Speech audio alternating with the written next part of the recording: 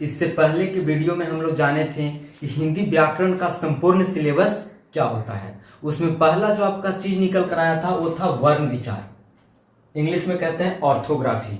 आज हम लोग जानेंगे वर्ण विचार, ऑर्थोग्राफी क्या होता है, और इसमें जितना पोर्शन हो सके हम कवर करेंगे इस वीडियो में। तो सबसे पहले हम लोग जानते हैं वर्णमाला के बारे में कि वर्णमाला क्या कहते हैं। पढ़ने में मजा भी आपको आएगा क्योंकि बहुत दिन से शायद आप क ख ग घ नहीं पढ़े होंगे। तो इसमें हिंदी है और हिंदी का मेन चीज यहाँ से शुरुआत हुआ है, तो इसमें तो आपको सारी चीजों को पढ़ना होगा क्योंकि इससे बहुत सा ऑब्जेक्टिव निकल करके आता है। पूछ देगा कि र कौन सा व्यंजन है, तो आएगा अंतस्थ व्यंजन। तो इसलिए हम लोग सबसे पहले समझते हैं वर्णमाला को। क ख ग देख करके वीडियो से स्किप मत कर जाइएगा कि ये तो जानते ही हैं क ख ग। इसमें बहुत सा रहस्य छिपा हुआ है, बहुत सी चीजों को जानना पड़ता है। ऑब्जेक्टिव में बहुत से क्वेश्चन इससे पूछा जाता है और फिर वहां पे रट्टा मारने पड़ता है, इसलिए रट्टा ना मारना पड़े, इसलिए सारी चीजों को आप लोग समझेंगे। अगर इन चीजों को समझ जाएंगे तो आगे आपको रट्टा नहीं मारना पड़ेगा। तो सबसे पहले समझते हैं वर्णमाला किसे कहते हैं।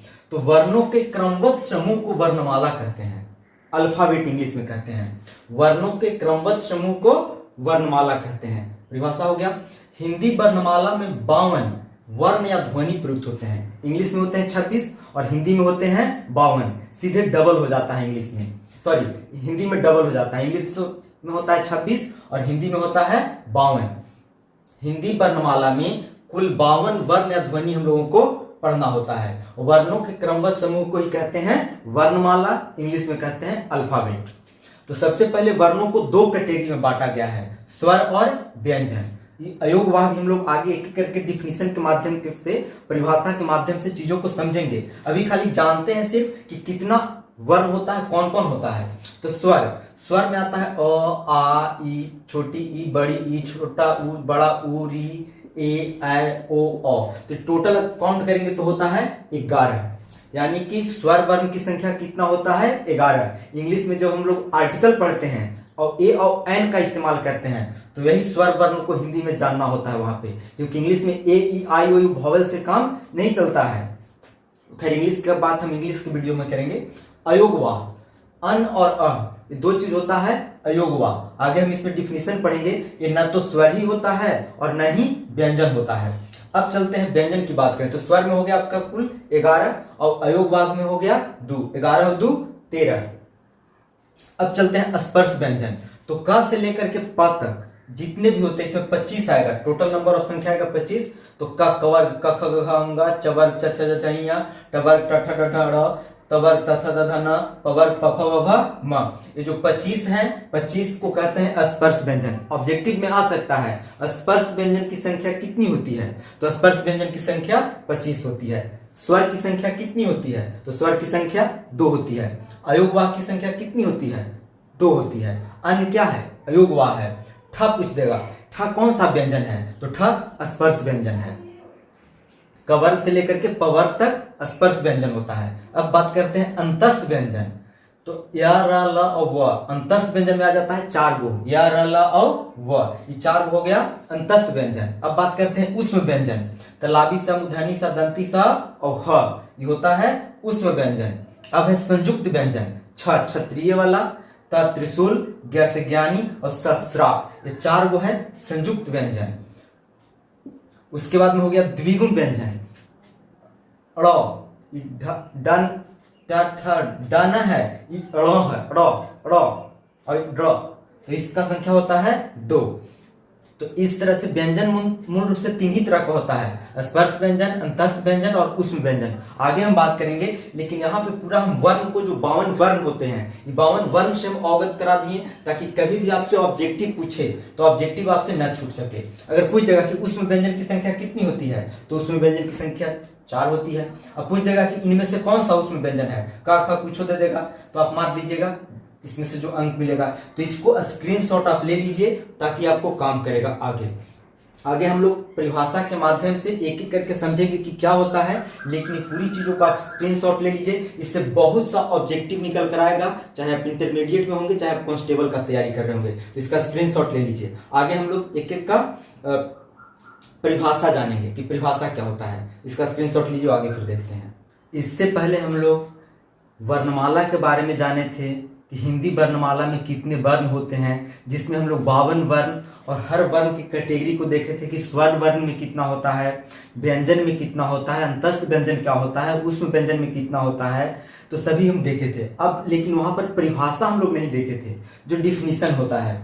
तो सबसे पहले हम लिखे हैं वर्ण का परिभाषा, इंग्लिश में कहते हैं इसको लेटर।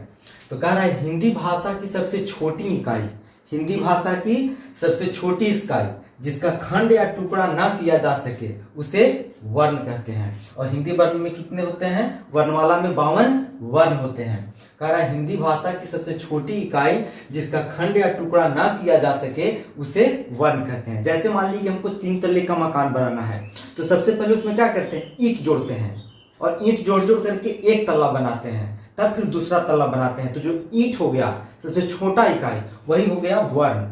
और ईंट मिलते हैं तो दीवार बनाते हैं, तो उस तरह से वर्ण मिला के क्या बनाएंगे, शब्द, और शब्द मिलाकर क्या बनाएंगे, वाक्य। तो कह रहा है हिंदी भाषा की सबसे छोटी इकाई जिसका खंड या टुकड़ा ना किया जा सके उसे वर्ण कहते हैं। वर्ण को 2 भागों में बांटा गया है, स्वर वर्ण और व्यंजन वर्ण। सबसे पहले हम जानते हैं स्वर वर्ण, उसके बाद हम जानेंगे व्यंजन वर्ण।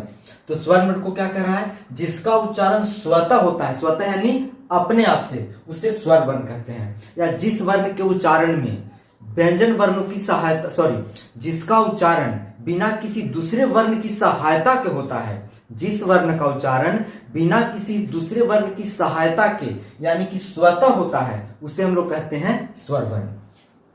स्वर वर्ण को 2 भागों में बांटा गया है, ह्रस्व स्वर और दीर्घ स्वर। इस स्वर का एक और प्रकार है प्लुत स्वर, को हम आगे जानेंगे प्लुत स्वर क्या होता है। लेकिन स्वर वर्ण को 2 ही भागों में बांटा गया है, ह्रस्व स्वर और दीर्घ स्वर। ह्रस्व स्वर किसे कहते हैं, जिसका उच्चारण में सबसे कम समय लगता है, जिसके उच्चारण में सबसे कम समय लगता है उसे ह्रस्व स्वर कहते हैं। और इसकी संख्या होती है 4। टोटल अगर हम स्वर की बात करें तो टोटल स्वर का संख्या होता है 11, लेकिन ह्रस्व स्वर का संख्या होता है 4। कौन कौन, अ, ई, उ और री। अ, ई, उ और री। ऑब्जेक्टिव आपको पूछ सकता है री कौन सा स्वर है, तो री आपका ह्रस्व स्वर है।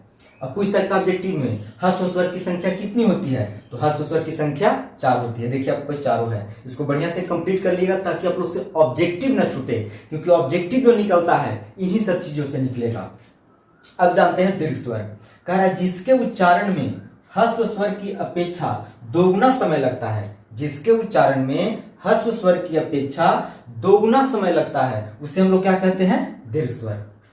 ह्रस्व स्वर से 2 गुना लगेगा तो उसको कहेंगे दीर्घ स्वर।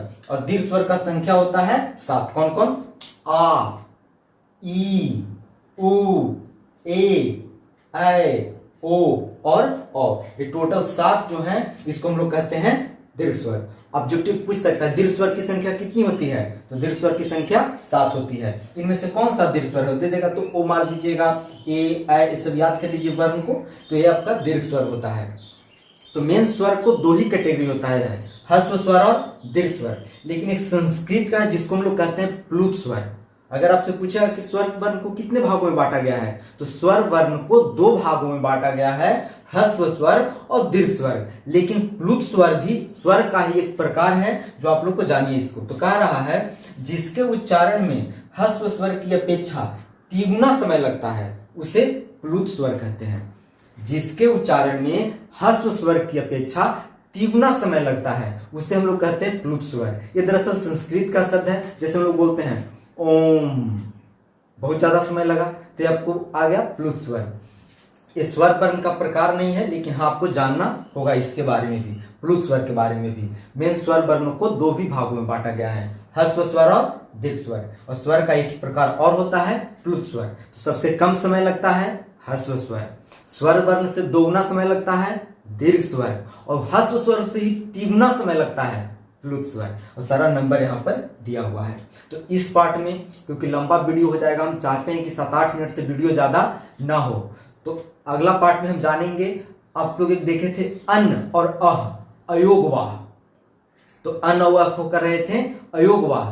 तो अयोगवाह क्या होता है, अयोगवाह कितनी तरह का मूल रूप से होता है, उसके बारे में जानेंगे अगला पार्ट में। इस पार्ट में इतना ही तक।